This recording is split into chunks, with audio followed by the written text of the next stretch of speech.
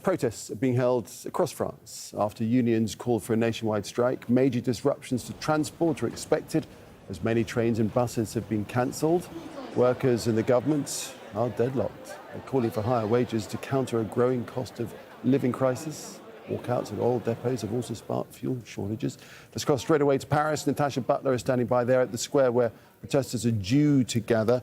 So, Natasha, there will be a demonstration later. Tell us more about what's going to happen.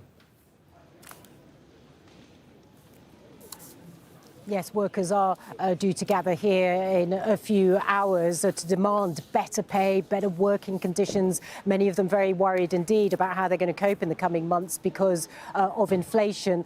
Mainly we'll see workers from the transport sector, but also energy workers, including oil refinery workers. Now, many of them have been on strike now for a month, locked in a standoff with their bosses at Total Energy. Now, Total Energy have offered pay rises to some workers, but the hardline CGT union here in France says that pay rise simply isn't enough. There's also a lot of anger amongst workers about the fact that many large companies, particularly these energy companies, have made huge profits recently because of the energy crisis, and there is a sense that those profits, that money, should be shared around with the workers. And how much disruption has all this caused so far?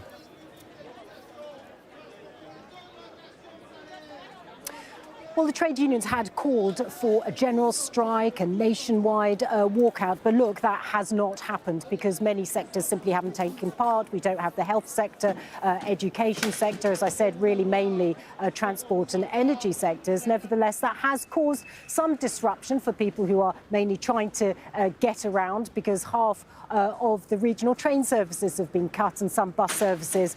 The metro here in Paris, though, you probably see the bridge behind me, that is still running without any problems, as are the intercity lines. Nevertheless, though, this does add to the difficulty for many people who are commuting, getting around the country, because we've had that fuel shortage now for a few weeks. So anyone wanting to use a vehicle is still finding it very hard indeed to fill up their car or their motorbike, because a third of the petrol stations in France are still suffering a fuel shortage. The government has issued an order to force some key oil refinery staff back to work. It doesn't seem to have made much of a difference at the petrol pump yet, but it's certainly infuriated trade unions, and that's part of the reason that they called for this strike action today.